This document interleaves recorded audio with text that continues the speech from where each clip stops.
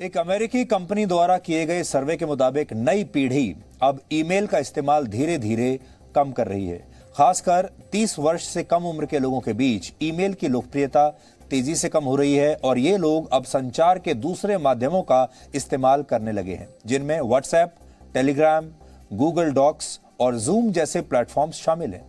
इस सर्वे के मुताबिक नई पीढ़ी को ईमेल पढ़ना और ईमेल भेजना बोरिंग और तनाव भरा काम लगता है। तनाव काम के दौरान आपकी जो प्रोडक्टिविटी होती है उसको कम करने की एक बहुत बड़ी वजह बनता जा रहा है। इसलिए आपसे भी आज ये सवाल है कि क्या आप भी बड़े बड़े ईमेल से थकने लगे हैं। खासतौर पर वो लोग जिन्हें हर रोज ढेर सारे ईमेल्स आते हैं, वो उन्हें पढ़ते पढ़ते परेशान हो जाते हैं और उनका जवाब देना तो और भी मुश्किल काम होता है। इसलिए दुनिया भर में लोग अब ईमेल से परेशान हो रहे हैं।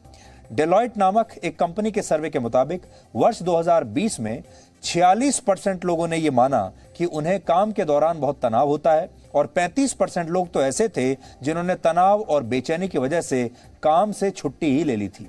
कर्मचारियों तक यह तनाव ज्यादातर ईमेल्स के जरिए पहुंचता है। इसलिए अब लोग ईमेल की जगह इंस्टेंट मैसेजिंग के दूसरे प्लेटफॉर्म्स का इस्तेमाल करने लगे हैं। बहुत सारे लोग ये कहते हैं कि जैसे ही उन्हें ईमेल की जो साउंड होती है, नोटिफिकेशन साउंड, जैसे ही वो ईमेल की नोटिफिकेशन साउंड उन्हें सुनती है कि उनके मोबाइल फोन पर या उनके लैपटॉप पर कोई ईमेल आया है, उन्हें तुरंत तनाव शुरू हो जाता है। उनका दिल नहीं करता कि वो उस ईमेल को पढ़ें भी। ईमेल कुछ समय पहले तक लोगों के लिए एक तरह का नया पता बन चुका था, आपका नया एड्रेस बन गया था। लोग सबसे पहले दूसरों को अपना ईमेल आईडी नोट करवाते थे। एक जमाने में पहले आपको याद होगा जब इस संचार की शुरुआत हुई, हमारा सबसे पहले जो परमानेंट एड्रेस हुआ करता था वो था हमारा घर। हम सबको पहले, आज से कुछ दशक पहले, सबसे पहले अपने घर का एड्रेस लोगों को लिखवाते थे और कहते थे इस पते पर चिट्ठी भेज देना, इस पते पर आप पोस्ट कार्ड भेज देना, या कोई भी चीज़ है वो इस पते पर भेज दीजिए, और वो पता होता था आपके घर का। फिर लोगों ने फ़ोन नंबर देना शुरू किया कि हमारे घर का ये फ़ोन नंबर है, आप फ़ोन करके इतला कर दीजिए। उसके बाद मोबाइल फ़ोन आया और मोबाइल फ़ोन आपके साथ एक आपका ऐसा फ़ोन था जो हर समय परमानेंटली आपके पास ही रहता था, आपकी जेब में रहता था। इसके बाद आपने अपने घर का एड्रेस इस्तेमाल करना कम किया, जो लैंडलाइन थी उसका भी इस्तेमाल कम किया, और आपका जो मोबाइल फ़ोन है वही आपका संचार का सबसे बड़ा माध्यम बन गया। और मोबाइल फ़ोन के बाद आए स्मार्टफोन, और उसके बाद ईमेल आए, और ईमेल आईडी आपका नया एड्रेस बन गया। तो लोग अपने घर के एड्रेस को छोड़कर अपना परमानेंट एड्रेस, अपना ईमेल आईडी मांगने लगे। और अब आजकल अगर आप कहीं भी जाएंगे तो लोग अब आपका कभी भी कहीं कोई रजिस्ट्रेशन करते समय अब लोग आपका घर का पता नहीं मांगते, आपका ईमेल आईडी मांगते हैं। लेकिन अब लोग डिजिटल दुनिया के अपने इस घर का पता भी बदलना चाहते हैं, और अब व्हाट्सएप और टेलीग्राम नए पते में तब्दील हो रहे हैं। ईमेल संवाद का एक लंबा और बहुत औपचारिक तरीका है, जिसकी तुलना आप क्रिकेट के किसी टेस्ट मैच से कर सकते हैं।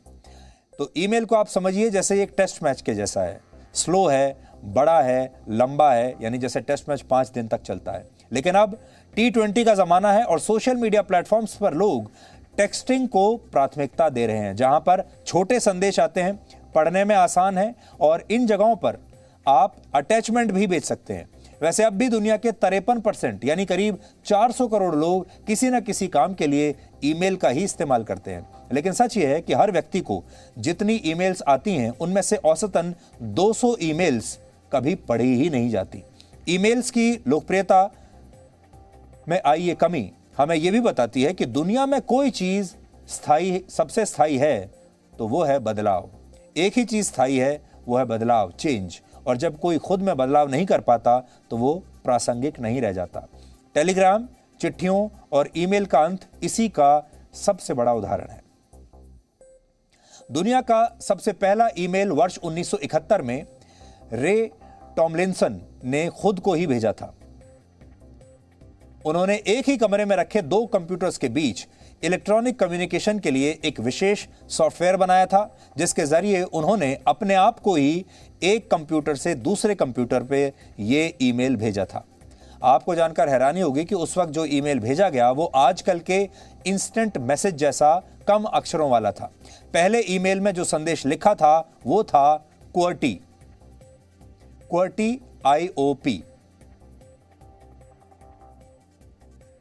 इस शब्द का कोई मतलब नहीं है। आमतौर पर कंप्यूटर के कीबोर्ड में अंग्रेजी अक्षरों की शुरुआत इसी QWERTY से होती है और इसीलिए उन्हें QWERTY कीबोर्ड्स कहा जाता है।